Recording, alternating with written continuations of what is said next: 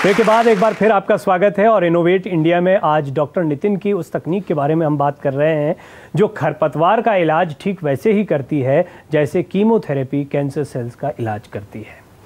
रुचिरा जी, आप क्या देखती हैं इनके बिजनेस में, संभावनाओं में क्या कमियां, क्या खूबियां या क्या सवाल आपके रहेंगे? मेरा सवाल ये है कि आप जो चार्ज कर रहे हैं 280 रुपीज़ पर एकड़, उसमें आपका उस रिलेटिव टू दैट आपका कॉस्ट क्या है? ऑपरेशनल कॉस्ट जो है वो 150 रुपीज़ है। अच्छा। And if you talk about the cost like for a capital which you have already invested, if you ask for 17% which we usually count in fact depreciation cost and all, so it would normally comes out to be 250 rupees per acre. ठीक है, तो ये तो बहुत ही अच्छी बात है कि आप 280 रुपीज़ में इफेक्टिवली आप you are making money, you are covering your cost both opex and capex at that price which is very commendable. मैं ये भी पूछना चाहूँगी कि आपका जो सोल्यूशन है वो कितना यूनिक है, कितना या बिग एग्री मेजर्स जो हैं इसको कॉपी कर सकते हैं? ये पेटेंट करवाया गया है, पहली बात। दूसरी बात, कोई भी अगर कॉम्पिटिटर आता है तो उसको मार्केट में ग्रो करने के लिए कुछ समय चाहिए होता है। पहले उसको प्रोडक्ट को डेवलप करना पड़ता है, उसको फार्मर्स के बिल्कुल पास में जाके समझना पड़ेगा उस प्रोडक्ट को वैसा बनाने के लिए जैसा हमने बनाया है। हमने पिछले 4 या 5 सालों से, मैं खुद भी फार्मर हूँ, फिर भी मैंने बहुत सारे फार्मर से बात की, उनके फीडबैक लिए, डिज़ाइन इशू कवर किए। Like this is very specified domain. हर कोई फार्मर के इजी यूज़ के लिए मशीन बनाना बड़ा डिफ़िकल्ट होता है।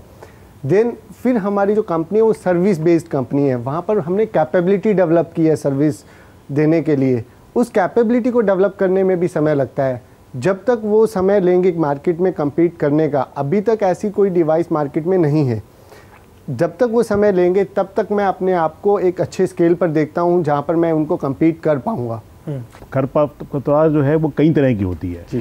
तो 2 पार्ट में है मेरा क्वेश्चन। एक पार्ट में क्या आपकी मशीन हर तरह की खरपतवार को ख़त्म कर सकती है? दूसरा पार्ट है कि बहुत सारी क्रॉप्स है इंडिया के अंदर, तो क्या हर क्रॉप में कर सकती है या कोई स्पेसिफिक क्रॉप में ये काम करेगी? हम इसको फेज़ वाइज ले रहे हैं। पहला जो हमने फेज़ लिया वो हमने रो स्पीसीज़ में लिया, जैसे कि मेज के केस में, मकई के केस में होता है, या फिर पल्सेस के केस में, वेजिटेबल्स के केस में है। उस केस को हमने सक्सेसफुली पायलट करने के बाद हमने क्या किया कि वीट पे इसको ट्राई किया है।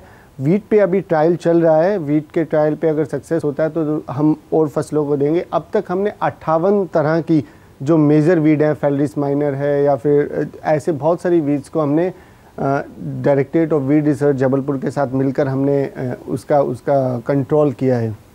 तो अभी तक हमने 58 किया है। अभी आगे आने वाले टाइम पे हम चाह रहे हैं कि 4 या 5 जो मेजर क्रॉप्स हैं इंडिया की, पहले वो कवर करेंगे और फिर उसके बाद हम दूसरी फसलों की तरफ भी ध्यान देंगे जो अराउंड द ग्लोब लोगों ने, मतलब मेजर क्रॉप्स हैं हमारे लिए। क्या आपकी जो मशीन है उसका डिज़ाइन आपने कहीं अंतर्राष्ट्रीय, ये कहीं बाहर से बनकर आ रही है मशीन? अभी तो जो डिज़ाइन एस्पेक्ट है, हमारे मेंटोर हैं बाहर से। अभी जो डिज़ाइन टीम है वो हमारे पास पूरा इन हाउस डिज़ाइन टीम है। और मुझे पूरा, जैसा कि मैंने आपको पहले भी बताया कि मैं यूनिवर्सिटी के लिए भी काम करता हूं, तो उन यूनिवर्सिटी से भी बहुत सारे यंगस्टर मुझे मिले हैं। और ऑपरेशंस के लिए हमने किसानों के ही जो यंगस्टर हैं उनको ही नौकरी देने की मतलब कि मुहिम छेड़ी है कि उन्हीं के खेतों में मतलब कि हम काम करवा रहे हैं, जो otherwise agriculture as a profession कभी चूज़ करें या ना करें, I am doubtful, but they have a tremendous knowledge, tremendous skill.